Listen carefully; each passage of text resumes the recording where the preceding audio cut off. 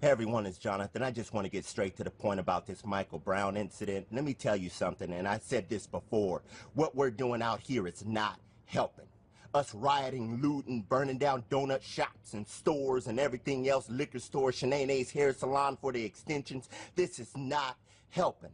Us acting a fool out here because we pissed off at the police is not helping. I said this before and I said it again.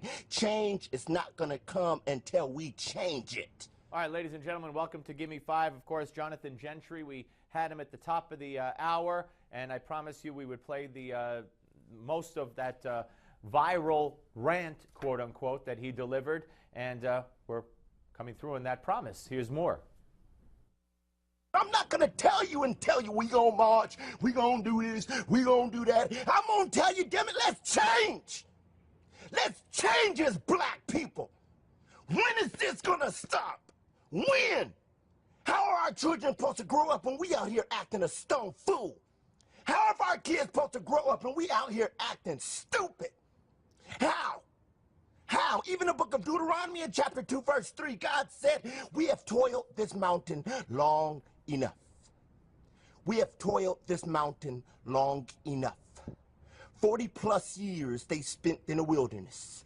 It's been over 50 years since we sang that song, We Shall Overcome. Hell, when are we gonna overcome? All right, and in this segment, Mr. Gentry takes so-called civil rights leaders to task. You activists out there, you civil rights leaders, all of a sudden Black Panthers, NAACP come out the woodworks. They just came out of nowhere. Oh, we gonna want justice. We want justice. No justice, no peace. That's all you see, no justice, no peace. Shut up.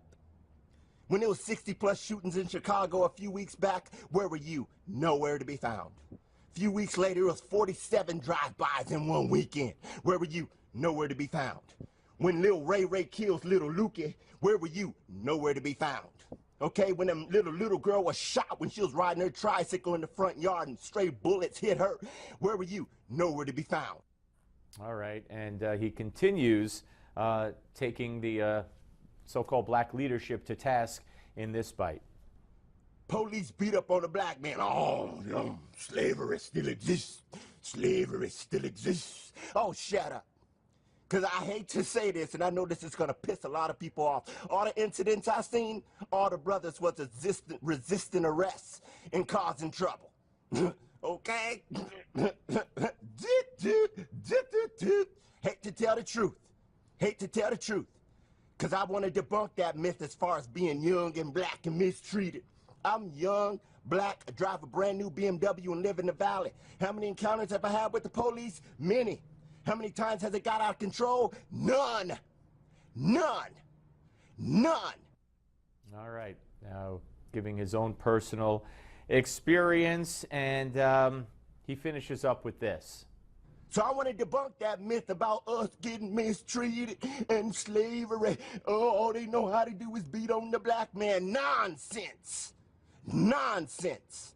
Because I had many encounters with the police, and I became good friends with them. Tell me how come I could live that life and you can't? All right. That, like I said, folks, has gone viral, and we had a conversation, of course, at the top of the hour with Jonathan Gentry, and he is not afraid to be out there, not afraid to tell it like he sees it, and I give him a lot of credit for that. And, you know, a lot of critics might say to me, well, how could you even judge what he said? How could you judge the validity of it, you know, or the validity of what Sharpton says or Jackson says, you know, you're not black? I mean, that's very true, but I could weigh in on women's issues, and I'm not a woman. I could weigh in on you know, other issues, medical issues. I'm not a doctor, although I am a devout hypochondriac. So, I mean, you know, it's my opinion.